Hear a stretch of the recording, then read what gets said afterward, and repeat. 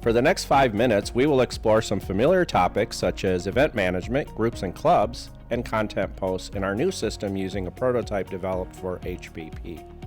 We are working on similar prototypes for all PRS communities. We will then spend several minutes going over something that is very exciting. We will address what next generation community portals can accomplish in the future. How can a community-based portal foster new friendships and connections between senior residents? How can a community portal be used to deliver inspiring content based on a person's interests? And finally, how can a community portal be extended to non-residents just for networking purposes without providing access to community information? We will address all of these topics in this presentation. In this tutorial, we will log in to the My Plaza prototype using the demo resident user Barnes8056. After login, the main menu is displayed with the 9 sections shown here. For this user, several sections that contain data from the current website are locked. In subsequent tutorials, we will use an admin user to explore these sections. To begin, we will select the Interest Groups option. Let's select HPP Groups, which contains the current groups within My Plaza. All 50 groups are displayed and presented by picture tiles. Let's select Arts and Crafts. In the left-hand menu, we will select Events, which displays the events for the group. These are system-generated demo events, so they're not real. Let's select the orientation meeting on October 19th. On the detail page for the event, we have several options along the top. We can see, for example, who is attending the event. We can see reports and analytics. And we also have the ability to post comments, which can be turned off by the event coordinator. Selecting the heart icon indicates I will be attending the event, and it generates an e-ticket with a QR code that I can print or show on my smartphone. Let's explore some of the options for the event calendar. We can look at past events, or I can select the compact option to list events in a condensed form. I can look at the month 30-day view and drill down into a specific event, and I can also look at the same 30-day view with the picture tiles representing the events. All groups have a join option located at the top. The events and news posts from all groups I join appear in my personalized calendar and news feeds located in the Me Only section. We will explore this later. Let's go back to the group list and look at all the groups that I can join. The home icon returns back to the main My Plaza homepage. The events option in the left-hand menu displays events across all groups and calendars that we want to feature at the top level. The administrator can pick and choose which groups or calendars are included here. The visual tiles for each calendar or group help identify what type of events are taking place. The same applies to the news section. This is a consolidation of news posts, articles, and other information posted within various groups and committees in the site. These demo news posts are very basic, however, the capabilities in the new system are so advanced that we've dedicated an entire tutorial to the subject of posting content and news. We will spend the remainder of this video in the Me Only area, which is essentially like a personalized app for each resident. To begin, let's select My Events, which lists events for the groups that I joined. Like we saw earlier, I can view events in the list view or in a month view. The right side lists events I'm attending, and the plus sign will allow residents to add their own personal events. Selecting events on the right side displays my e-ticket. The drop-down menu here allows me to switch between the main areas in the Me Only section, and selecting the Me Only option in the left-hand menu takes me back to the Me Only main menu. Each primary function in the Me Only section will have a video tutorial explaining what it does and how to use it. After watching the tutorials, the user can then turn them off by selecting the tutorials on-off switch located at the top. Next, we will look at My News. Notice the consistency in the system. Let's click on one of the content posts. For this post, I'm going to go ahead and post a comment. Now, whether comments are allowed or not is determined by the content creator.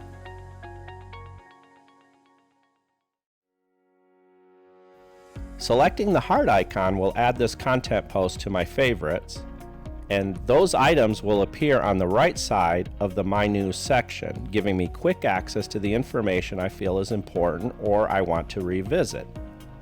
The red X option allows me to remove items from my favorites. Comments that I posted have an edit and delete option located on the right side of my comment. In this scenario, I will remove my comment, and then I'm going to remove this post from my favorites.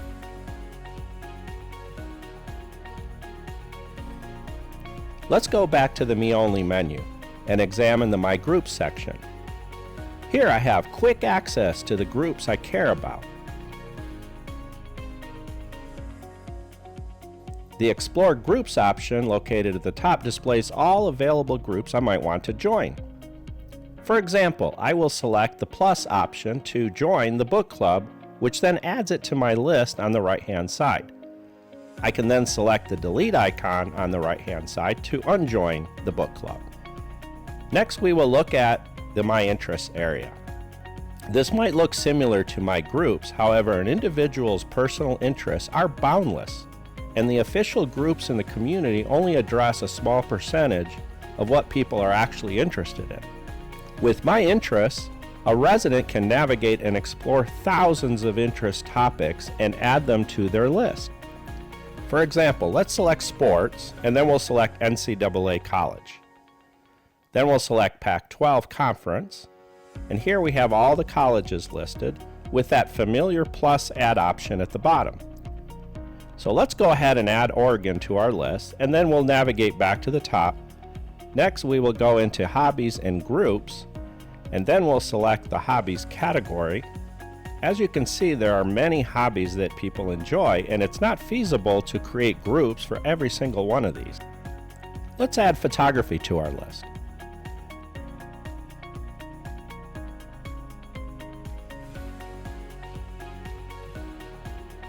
The current list shown here shows all of the interests that we've selected thus far, and it provides quick links to each one of them. And this is where the fun begins. All interests have multiple video channels related to that interest, as well as news and Twitter feeds all combined into one page. In the lower right area, I can see other residents that also have a shared interest in this topic. I can click on their profile, which gives me several options, depending on what is allowed for the site and also what each resident wants to allow. For example, I can email them, or I can send them a direct message. I can see what groups they're a member of, or what things that they are interested in. And finally, I can just add them to my circle, which is how I'm going to network with them in the future. What just happened is not possible without a tool like this. Next, we will look at one of the video channels and select a specific video I would like to watch. We will also be adding the ability to like a video or a channel and share it within my circle.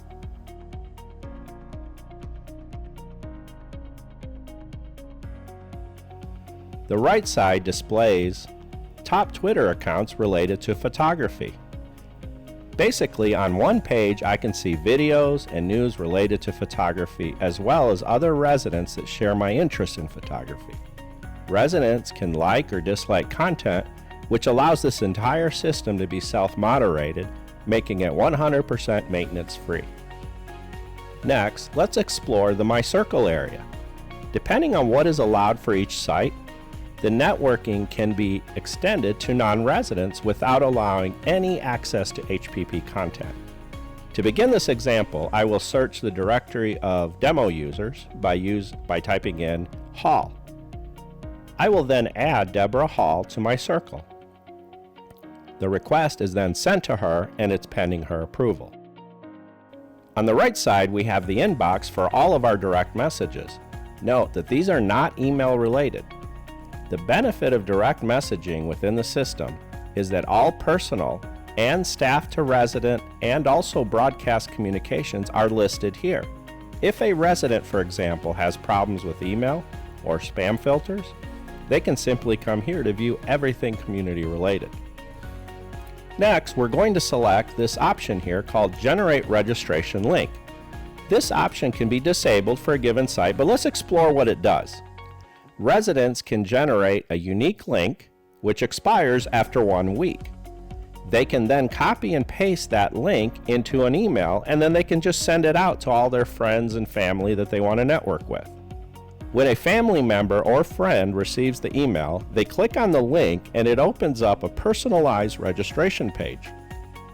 Each person that registers using this page is then instantly added to the residence circle, but they only have access to my interests and my circle. They can't access any HPP data or join groups or do anything related to HPP. It's purely for networking with the resident. The last section we will look at in this tutorial is my profile.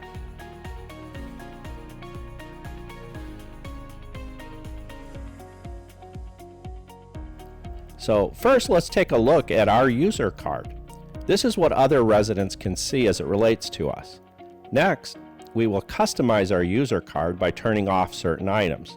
For example, we might not want to receive emails or show our email. Maybe we don't want to network or receive direct messages from other residents. Simply check off these items, and then let's select our user card again, and let's see how it looks. Notice that those items have been disabled. This concludes this tutorial.